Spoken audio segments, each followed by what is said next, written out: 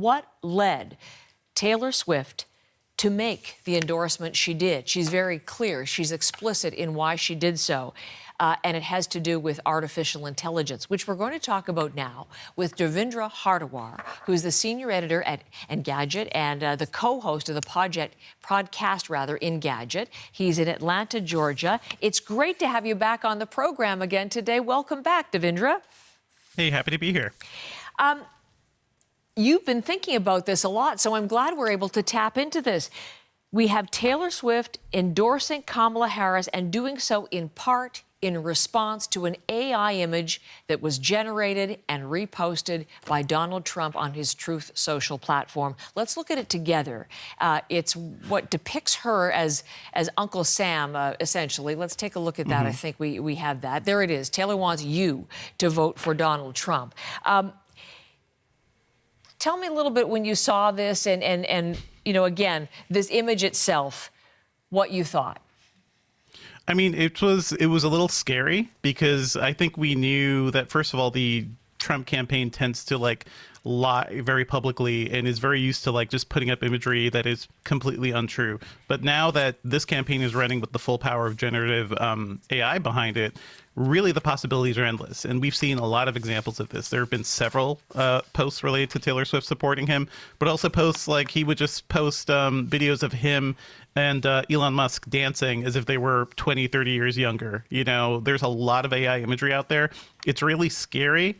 And yeah, I knew this felt like the beginning of a new phase of election campaigning, basically, where they could just create whatever image they want. It's kind of scary. Let's talk about that in the main, the broad, but specifically on Taylor Swift. What we had from her in her statement when she made that endorsement, this is what she said, that she was recently made aware that AI of me, in quotation marks, falsely endorsing Donald Trump's presidential run was posted to his site. It really conjured up my fears around AI and the dangers of spreading misinformation.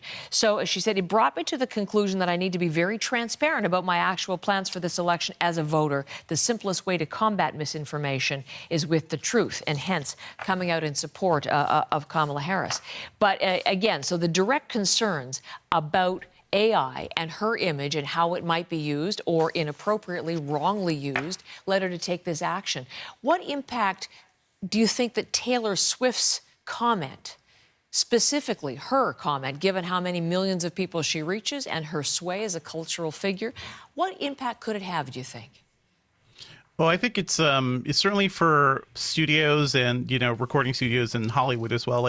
This is the sort of thing that I think the industry will look at, just seeing exactly what the talent thinks. And I think it's sort of like a lightning bolt moment. This is not a new thing. Last year, there was the WGA strike, the Actors Guild strikes, and those were all specifically tied to what they thought, how studios and companies would be using their AI imagery. So yeah, she's speaking up, but she's also saying something that I think a lot of artists are right now too. Beyonce, Scarlett Johansson, we've heard from them on this issue. Everyone, I don't know where you fall on whether this might be something that leads to greater restriction, greater legislation, more kind of oversight. Do you think that would be important as a direct result of this? I think so. I mean, that's just my opinion, but also that's what we're seeing too. We're seeing a lot of governments responding directly to this because AI is sort of like a freight train that's moving right at us, and it's happening very quickly, and it's faster than the rise of social media or the rise of smartphones. This has basically been something that's risen up over the past 2 years, and it's the acceleration of it, the lack of ability to prepare for what's coming ahead that I think makes it really important for governments and the companies themselves to be a little more careful about how they deploy these things. You mentioned the election, and obviously things have changed so much. This is the first U.S. presidential election where this is really a factor, isn't it? So here's another image that caught my attention yesterday. This is one, again, that Donald Trump has reposted on Truth Social. You see a lot of the people who are enemies or opponents of his in AI images in orange jumpsuits as if they're off to jail. So Joe Biden, Hunter Biden, Nancy Pelosi, it goes on and on and on. Hillary Clinton, all the way through. What should we be watching for with a critical and careful eye through this presidential campaign? Because it might be, misinformation plus. Yeah, I mean, it's sort of like I remember covering aspects of the Trump campaign way back in 2016.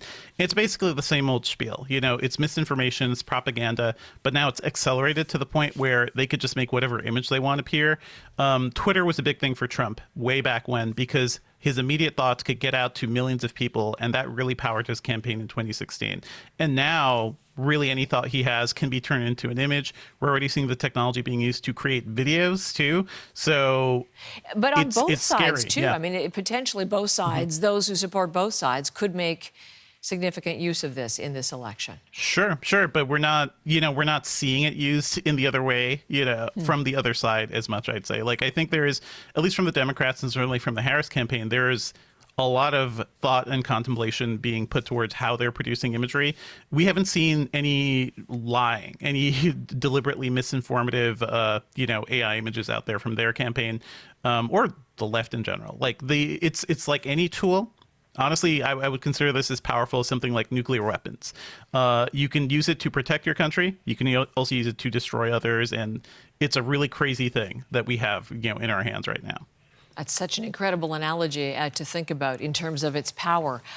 We got this week, too, very much in keeping with this theme, from Apple Intelligence on the new iPhone coming out. And I'm wondering, as you saw that announcement from Tim Cook, how do you see the company using artificial intelligence, and are any guardrails there in place in this new iteration? I think Apple, of all the big tech companies we've covered similar AI offerings from Microsoft and Google. Apple is at least being more thoughtful about it. They are offering generative AI images, but they're also thinking more specifically about tools that their users could actually use. They're making Siri more intelligent. They're offering writing tools that will, summarize your emails or give you a quick way to make a response. I think Apple is at least being more thoughtful. Whereas both Microsoft and Google are really just throwing these AI tools out there, really hyping them up and just letting the users make a mess with them. I think Apple's at least thinking, and that's kind of that's more of what we want to see from these companies implementing AI. Devindra, thanks for the time this morning. Hope you'll come back for another conversation. For sure, really appreciate it. Thank you.